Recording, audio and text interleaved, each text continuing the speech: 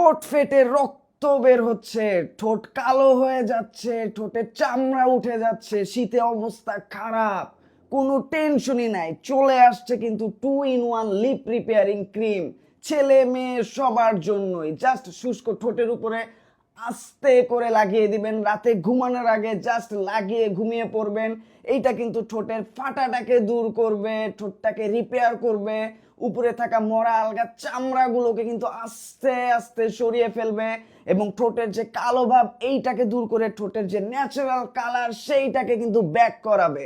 এইটা কিন্তু 2 পিসের একটা কম্বো। একটা সকালে ইউজ করবেন দিনের বেলা, একটা রাতে ঘুমানোর আগে ইউজ করবেন। আর এই একটা কম্বো ইউজ করলেই কিন্তু মোটামুটি ঠোঁটটা অনেকটা প্রাণবন্ত এবং আগের ন্যাচারাল কালারে চলে আসবে।